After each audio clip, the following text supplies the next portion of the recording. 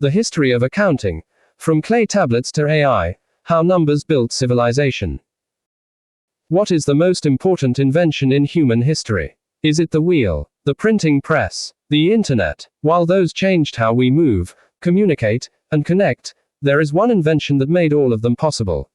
It's the technology that allows us to trust strangers, build empires, launch rockets, and even understand the value of our own time. It's not flashy. It doesn't have a single inventor. And for most people, it's considered boring. I'm talking about accounting. Accounting is often called the language of business. But it's more than that. It is the language of trust. Without it, you cannot have trade beyond your immediate village. You cannot have banks. You cannot have corporations. You cannot have a modern state. Today, we are going on a journey through 7,000 years of history. We'll travel from the mud brick temples of Mesopotamia to the bustling ports of Renaissance Italy, through the Industrial Revolution, and into the age of artificial intelligence. We will discover how a simple need to count sheep evolved into the complex global financial system that rules our world today.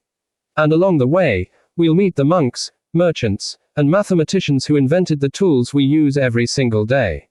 This is the history of accounting. Let's begin. Chapter 1. The birth of record keeping, Mesopotamia and Egypt. Our story begins around 3000 BC, in the Fertile Crescent of Mesopotamia, in what is now modern-day Iraq. This was the birthplace of civilization, and coincidentally, the birthplace of writing itself. But here's the twist. Humans didn't invent writing to write poetry or record history. They invented it to keep track of stuff. In the great temple complexes of Summa, priests managed massive amounts of resources. Grain, livestock, oil, wool. These weren't just supplies. They were the wealth of the city-state. If you couldn't track what came in and what went out, you couldn't feed the workers, pay the soldiers, or offer sacrifices to the gods. So, the Sumerians developed a system using clay tokens. Small clay shapes represented specific goods, a cone for a small measure of grain, a sphere for a larger measure. These tokens were placed inside hollow clay balls called bullae. But there was a problem. If a dispute arose, you had to break the ball open to count the tokens, destroying the record in the process. So, an ingenious innovation occurred. Before sealing the ball, scribes began pressing the tokens into the soft clay on the outside of the ball. Eventually, they realized they didn't need the tokens inside at all. They could just draw the symbols on flat clay tablets. Thus, cuneiform was born. The first accounting records. These tablets were rigorous. They listed dates, quantities, names of officials, and seals. They were the first audits. If the numbers on the tablet didn't match the grain in the silo, someone was in trouble. Meanwhile, in Egypt, the pharaohs were building pyramids. This required a logistical miracle. Feeding tens of thousands of workers, moving stone, managing copper chisels. It was a project management nightmare. Egyptian scribes used papyrus and ink to keep detailed records. They developed early forms of inventory control and labor tracking. But unlike the Sumerians, who were focused on temple economies, the Egyptians were running a centralized state economy. Every harvest was taxed. Every worker was accounted for. In both civilizations, accounting was a tool of control. It allowed rulers to extract surplus value from the population.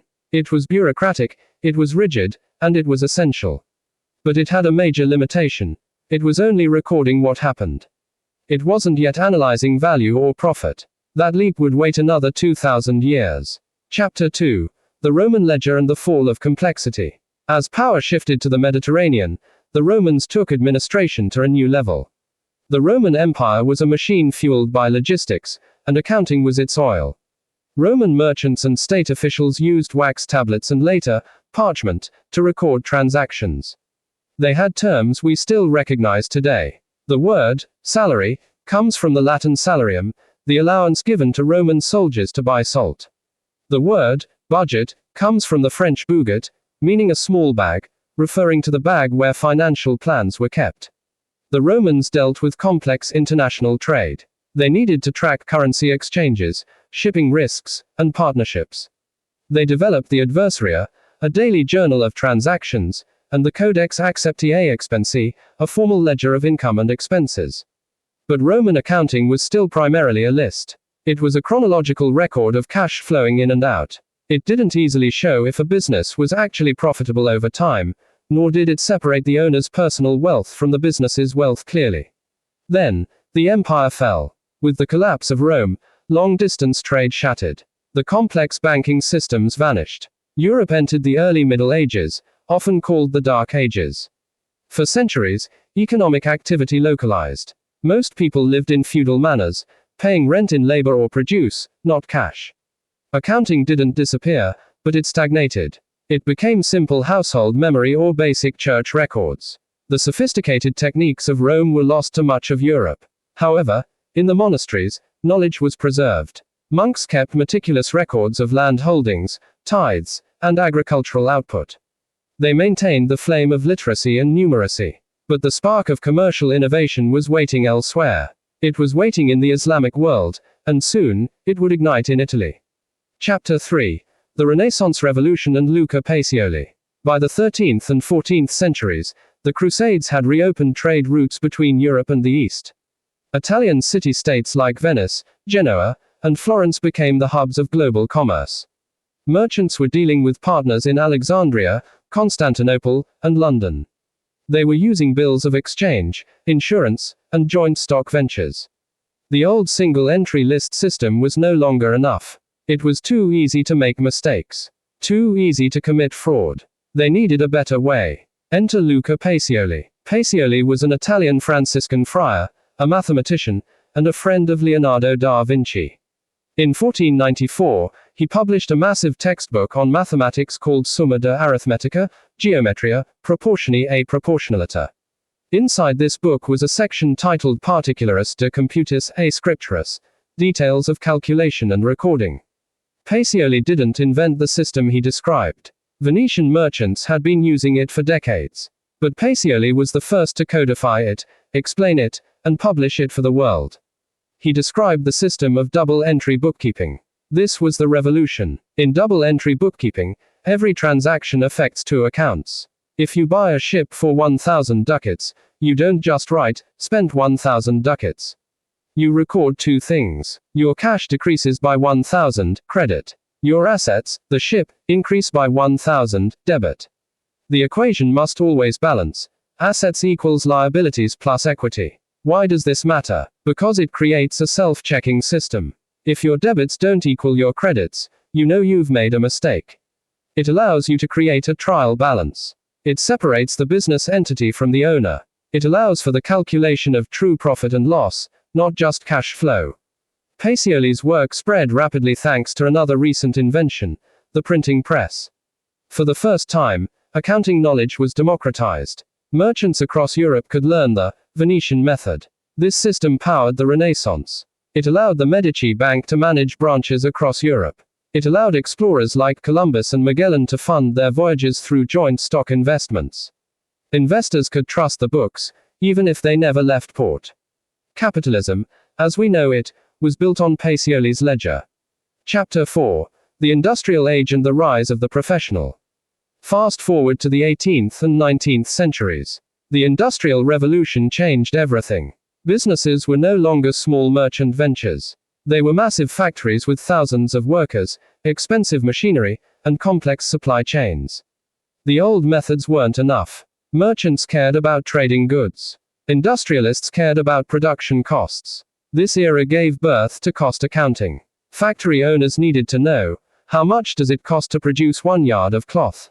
How much wear and tear is happening to this steam engine? How do we value inventory that is half finished? Accountants began to develop methods for depreciation, overhead allocation, and standard costing. The role of the accountant shifted from a mere recorder of history to a manager of efficiency. Simultaneously, the rise of the corporation created a new problem, the separation of ownership and control. Shareholders owned the companies, but managers ran them. How could shareholders trust that the managers weren't stealing the money or hiding losses? They needed independent verification. This led to the birth of the professional auditor. In the UK, laws were passed requiring public companies to have their accounts audited by independent experts.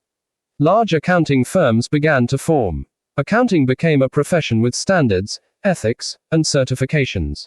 In 1854, the Institute of Accountants in Edinburgh was granted a royal charter, creating the first professional body of accountants. The title, Chartered Accountant, was born. Accounting was no longer just a skill for merchants. It was a respected career path, essential for the functioning of the modern industrial economy. Chapter 5. Scandal, Regulation, and the Digital Leap. But with great complexity came great opportunity for fraud. The 1920s saw a boom in the US stock market, fueled by loose regulations and creative accounting. When the bubble burst in 1929, it triggered the Great Depression. Public trust in financial markets collapsed. The response was the creation of the Securities and Exchange Commission, SEC, in 1934 and the establishment of Generally Accepted Accounting Principles, GAAP. For the first time, there were strict, standardized rules on how companies had to report their finances. Transparency became law. Then came the computer. In the mid-20th century, accounting moved from paper ledgers to punch cards, then to mainframes, and finally, to the personal computer. Software like VisiCalc, and later Microsoft Excel, transformed the accountant's life. Calculations that took days could now be done in seconds. Models could be updated instantly. Enterprise resource planning, ERP, systems integrated accounting with every other part of the business, sales, inventory. Accounting became real-time. But this digital shift also led to new complexities and new scandals. The Enron scandal of 2001 shocked the world. One of America's largest companies had used complex off-balance sheet entities to hide debt and inflate profits. Their auditor, Arthur Andersen, one of the Big Five accounting firms, collapsed alongside them. The result was the Sarbanes-Oxley Act of 2002, which imposed harsher penalties for fraudulent financial activity and increased the responsibility of corporate boards and auditors. History repeated itself. Crisis leads to regulation, which leads to stricter standards. Chapter 6. The Future, AI, Blockchain, and Beyond. So, where are we now? And where are we going? Today, we stand on the brink of the next great transformation in accounting.